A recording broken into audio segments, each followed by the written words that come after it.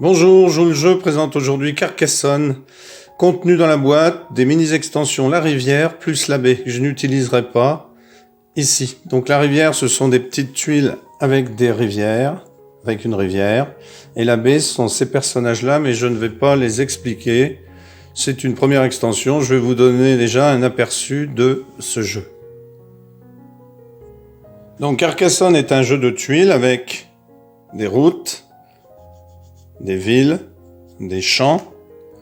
Vous y trouverez aussi, voyez, toujours, des villes, routes, que des routes, une église, une ville avec un petit écusson,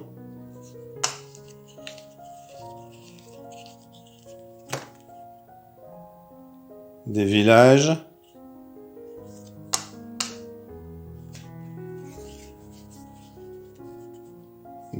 encore,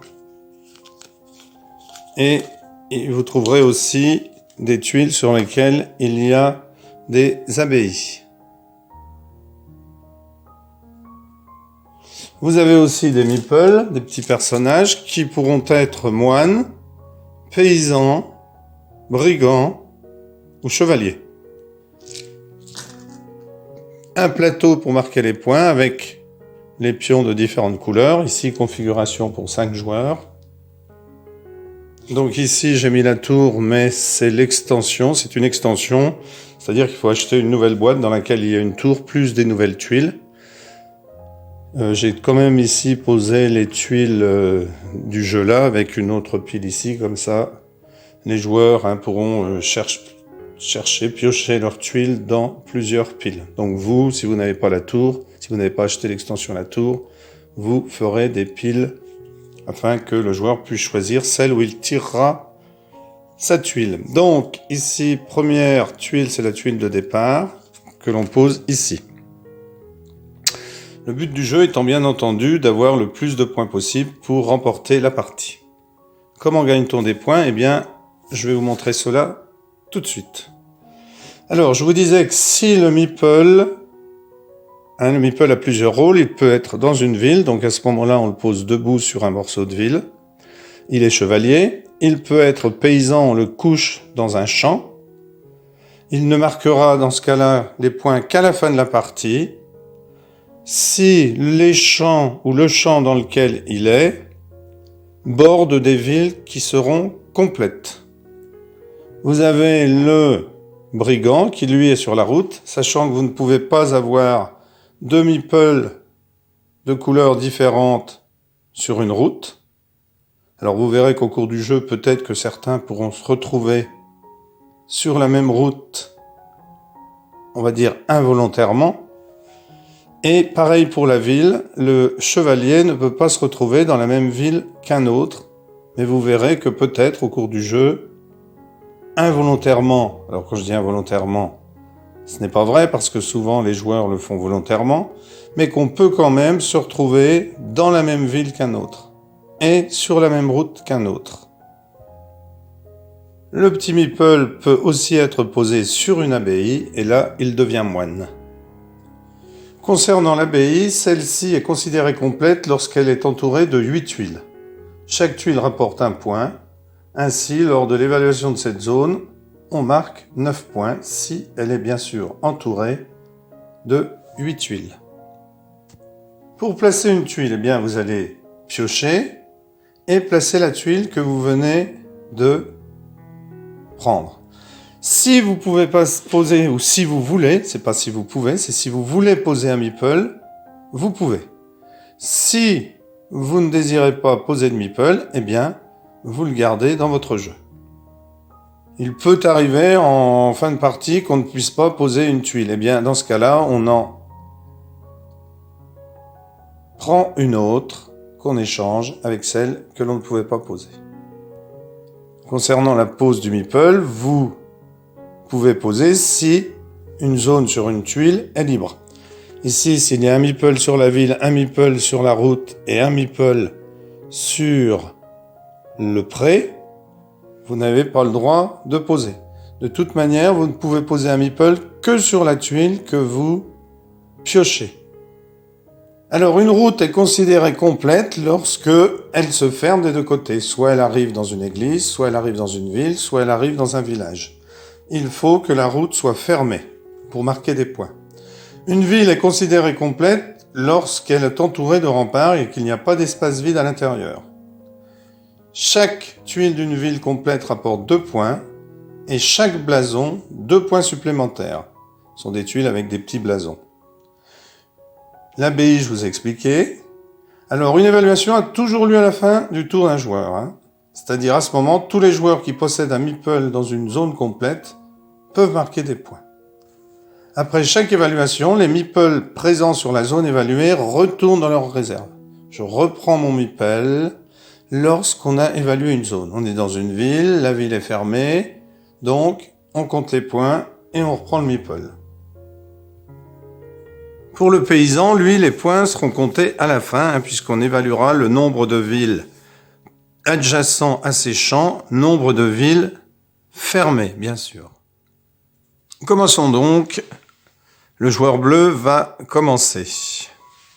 Il prend une tuile qu'il peut mettre ici ou ici. Il décide de la mettre ici et décide de prendre un de ses meeples pour en faire un brigand. Il le pose donc sur la route. C'est au joueur noir. Donc le joueur noir tire une tuile qu'il pose ici. Il ne peut pas poser son meeple sur cette route, car il y a déjà un meeple. Par contre, il pourrait le poser sur une autre route, donc ici ou ici. Il peut aussi le poser couché dans un champ, ici c'est un village, et toutes les villes autour ensuite qui toucheront le champ, par exemple, vous voyez, le champ se continue ici, si on arrive à fermer cette ville, à la fin du jeu, comme le paysan est couché dans un champ à côté de la ville, il pourra marquer des points. Il ne marque pas de points pendant la partie, il en marque juste à la fin.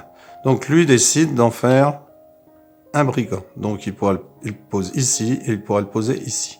Il décide de le mettre sur cette route. C'est au joueur rose.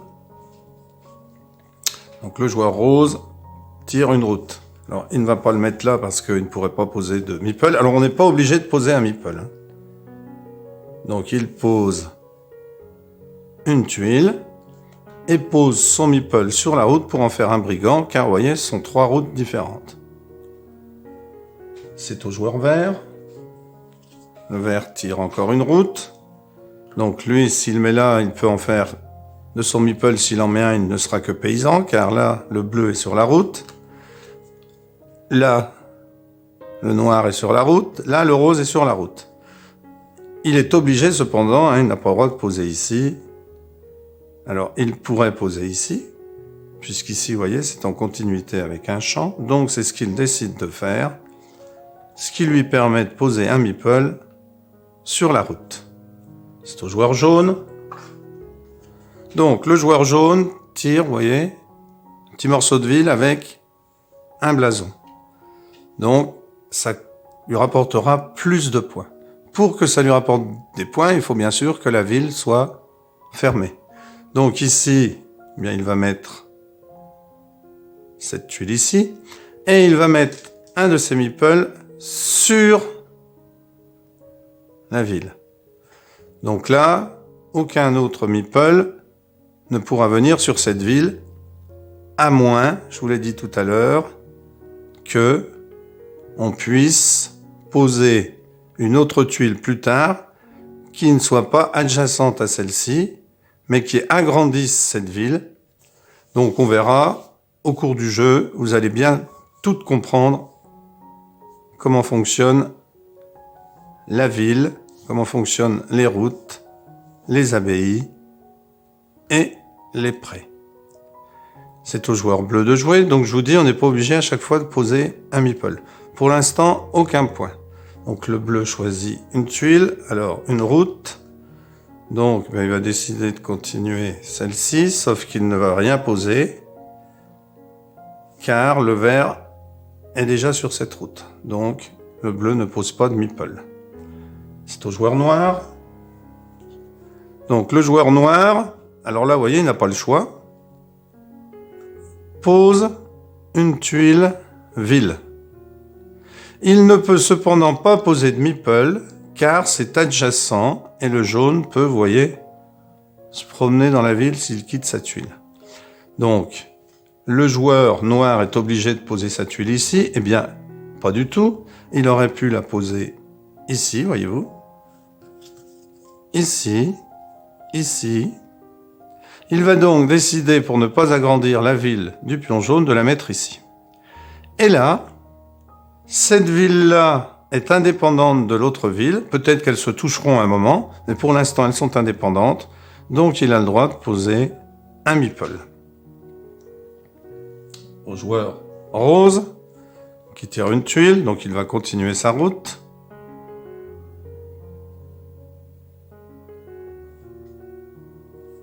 Au joueur vert. Donc le joueur vert a une route et une ville. Donc, comme il est ici, il ne va pas aller agrandir la ville de ce joueur, ni comme ça, ni comme ça. Il ne pourrait de toute manière pas poser sa tuile ici.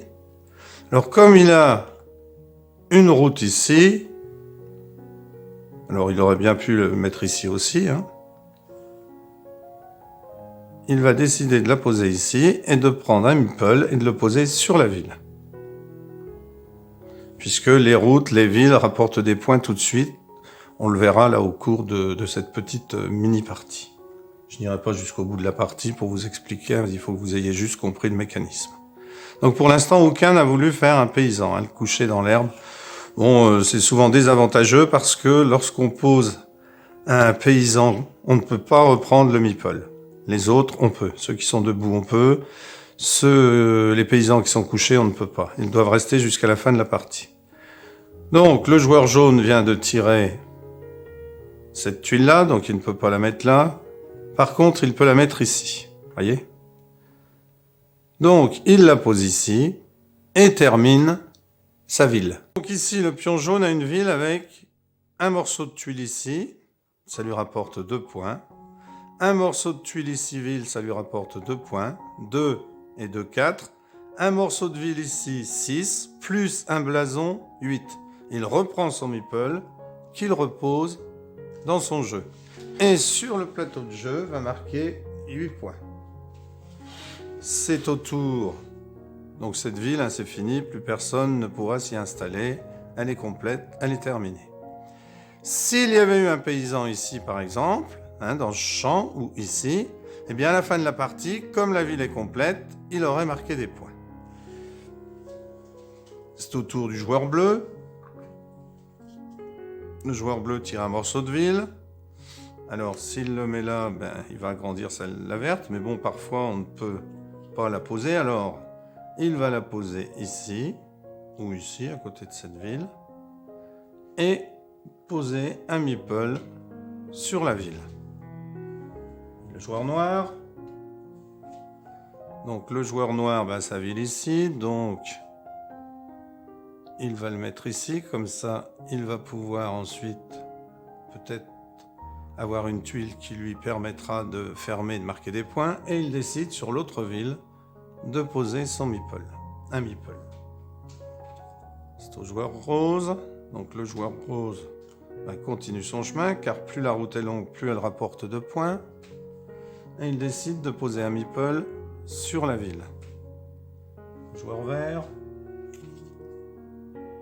donc le joueur vert a sa ville ici. Bon, il va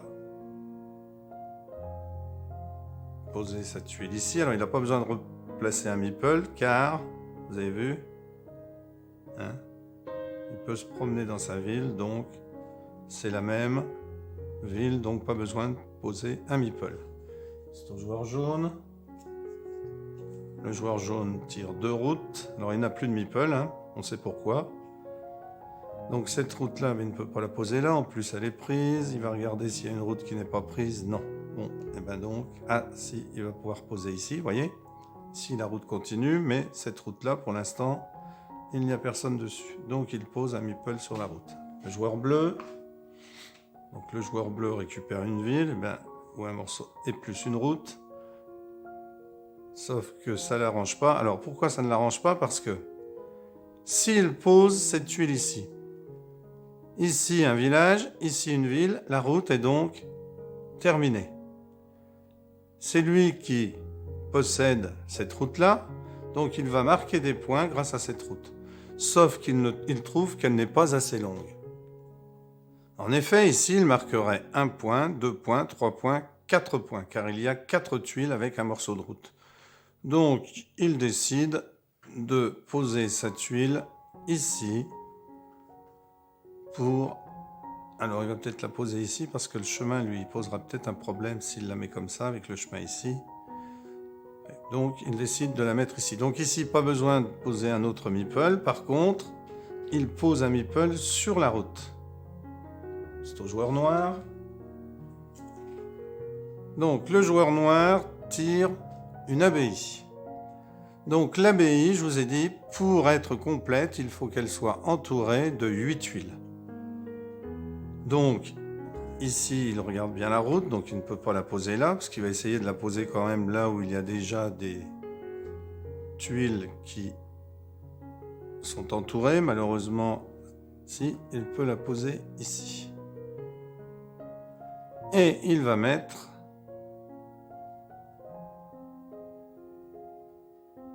un meeple, un moine, pour dire que cette abbaye est à lui. Et qu'il compte bien qu'à la fin de la partie, elle soit entourée pour que ça lui rapporte 9 points. Le joueur vert. Donc le joueur vert est ici. Alors là, c'est une route. Là, il n'a peut-être pas intérêt parce que il ne peut pas de toute façon. Bon, c'est pas grave. Il va essayer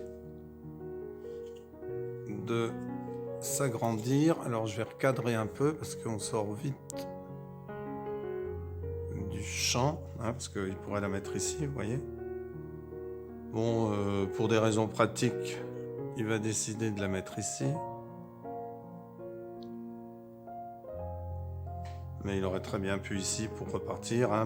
Partout où il peut la poser, il a le droit de la poser. Il a même le droit de la poser ici. Et d'ailleurs, c'est ce qu'il va faire.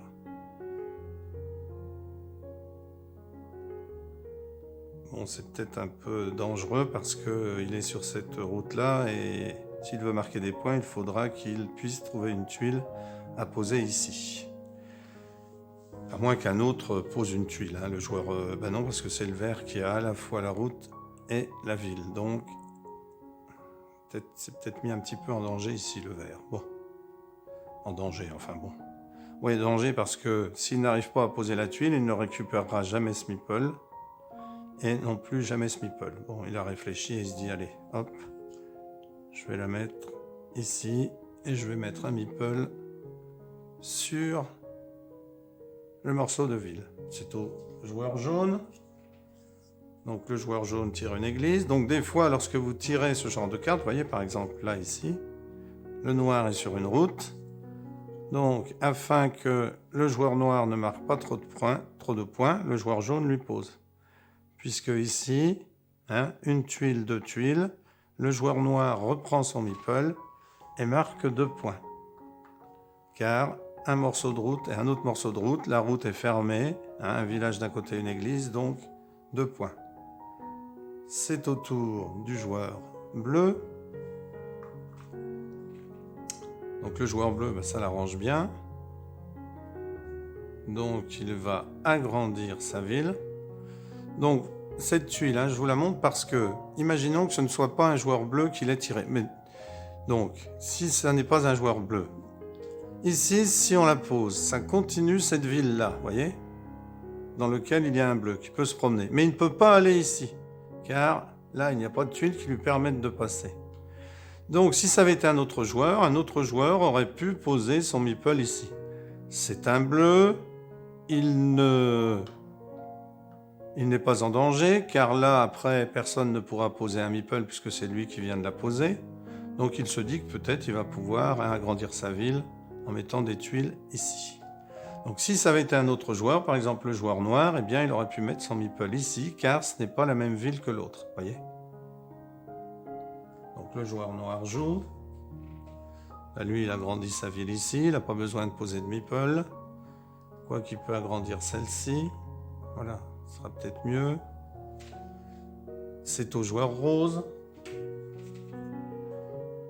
Donc le joueur rose, vous voyez, celle-là, hein, eh bien, il pourrait y avoir un meeple d'une couleur ici, un d'une autre ici, un d'une autre ici, un d'une autre ici, puisque les villes, hein, ça pourrait être 4 villes différentes.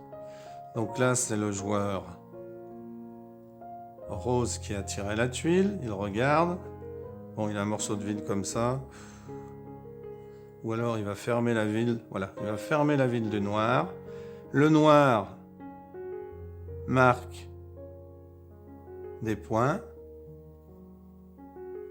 2 points par morceau de ville, 2 et 2, 4.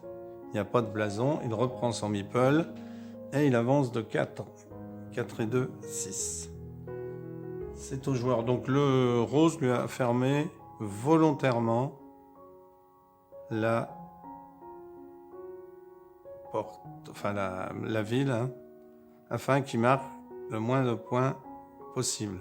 Et comme le rose, alors je ne me souviens pas si c'est le rose, hein. Bon, vous ferez le correctif si ce n'est pas le rose, mais il me semble bien que c'est le rose qui vient de jouer cette tuile pour empêcher le noir de marquer trop de points. Donc le rose ici a le droit, puisqu'il vient de former une ville, de poser son meeple, qu'il va enlever tout de suite, puisque la ville est fermée, et marquer 2 et 2, 4 points. C'est au joueur vert.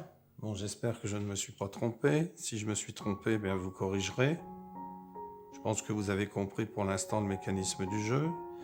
Donc ici, il ne peut pas. Donc le joueur vert va poser ici sa tuile et choisir de mettre un meeple vert sur une route. Donc il va le mettre par exemple ici. Ici, vous avez vu que la route est fermée, puisqu'il y a un village et un village. Donc le joueur rose était sur la route, il marque 1 point, 2 points, 3 points, 4 points, 5 points, et il reprend son meeple. 5 et 4, 9. C'est au joueur jaune. Donc le joueur jaune va continuer sa route. Le bleu. Est-ce qu'on le voit lui? Je vais recadrer un peu. Voilà. Alors le joueur bleu, eh bien, il a une ville avec un écusson, donc... Non, ça va peut-être être un petit peu... Bon, il va le mettre ici. Agrandir sa ville. Le joueur noir. Le joueur noir... Alors le noir, pour l'instant, lui, il a une ville ici. Bon, il va la fermer, comme ça, il va pouvoir marquer des points. Donc, 2 points, 4 points, 6 points, 8 points, 10 points, plus 2 points pour l'écusson, 12 points. Donc, 6 et 12, 18. Vous voyez, il y en a qui avancent vite, et puis des fois, d'autres qui sont toujours, et il reprend son meeple. Le joueur rose... Donc le joueur rose, alors, là il peut pas, là il ne peut pas, là il ne peut pas, bon là ça n'arrange pas de fermer sa ville, bon, eh ben, il décide de poser la tuile ici, et de poser un meeple sur la ville. Le vert, donc le vert il va continuer sa route, le jaune, donc le jaune, le jaune il voudrait bien là mais il ne peut pas parce qu'ici c'est un champ. Bon, le jaune il va décider de mettre ici et de poser un meeple sur le jaune, sur la ville. Le bleu, donc le joueur bleu, ici ça va peut-être pas être facile, donc il préfère ne pas prendre trop de risques. Et il va se mettre ici, la ville lui appartenant. Alors on peut, si on veut, poser un deuxième meeple sur la ville. Parce que vous voyez ici, par exemple, si quelqu'un continue la ville ici, il va mettre un meeple. Ensuite, si les deux villes se rejoignent, en posant des tuiles comme ça, je pose ici une tuile ville, une autre ici, une autre ici. Cette ville-là devient la même ville que l'autre. Un meeple dans chaque ville. Les points, personne ne les marque. Donc lui décide de poser un meeple, ce qui lui fera 2 meeples dans la ville, parce qu'elle commence à s'étendre. Voilà, j'espère que vous avez compris le mécanisme de Carcassonne. La partie s'arrête lorsqu'il n'y a plus de tuiles, donc là je n'ai pas mis de paysans parce que les paysans se comptent à la fin et parfois des joueurs arrivent, alors on limite à 50 ou alors on va jusqu'à 100. Et parfois des joueurs réussissent à gagner avant la pose de toutes les tuiles. Donc le paysan ne rapporte rien et puis en plus il bloque un meeple. Alors normalement une partie s'arrête lorsque il n'y a plus aucune tuile à piocher. Ensuite on procède à l'évaluation finale. Donc une fois la partie terminée, chaque joueur reçoit des points de toutes les zones incomplètes occupées par ces meeples. Donc je vous disais tout à l'heure, parce que des fois on peut dire bon ben on va que jusqu'à 100 points. Bon, normalement, une partie s'arrête lorsque toutes les tuiles ont été posées. C'est pour ça qu'alors, on peut prendre en compte les paysans. Bon. Si on décide, comme je vous le disais, de ne faire une partie que jusqu'à 100, eh bien, les paysans ne sont pas, voyez, très utiles dans ce jeu parce que ils ne rapportent des points qu'à la fin et souvent, on peut faire 100 sans avoir posé toutes les tuiles. Donc dans la véritable règle, parce qu'après on l'adapte comme on veut, on doit terminer jusqu'à ce qu'il n'y a plus de tuiles. Donc à la fin, chaque route incomplète rapporte un point par tuile. Imaginons que celui-ci soit sur la route, là, sur cette route. 1, 2, 3 points, route incomplète. C'est un point par tuile, comme on le fait durant la partie. Chaque ville incomplète rapporte un point par tuile et un point par blason, c'est-à-dire la moitié des points rapportés par une ville complète. Chaque abbaye incomplète rapporte un point, et cela s'ajoute un point par tuile qui l'entoure, comme pendant la partie. Donc j'ai une abbaye, j'ai un point, ici il y aurait 1, 2, 3, 4, car il n'y a que 3 tuiles autour. Et donc dans chaque pré, chaque ville complète rapporte 3 points. Donc si j'ai une ville complète à côté d'un pré, imaginons qu'ici il y a un paysan bleu, il y a une ville complète ici, 3 points, une ville complète à côté de son champ, 3 points, son champ s'étend jusqu'ici, une ville complète, 3 points. Voilà ce qu'il y avait à savoir, j'espère que ce petit jeu, si vous l'achetez, vous plaira. En tout cas, il est très agréable, c'est un jeu de tuiles, comme la guerre des moutons, mais avec un principe différent. Merci de nous avoir suivis, à bientôt, au revoir.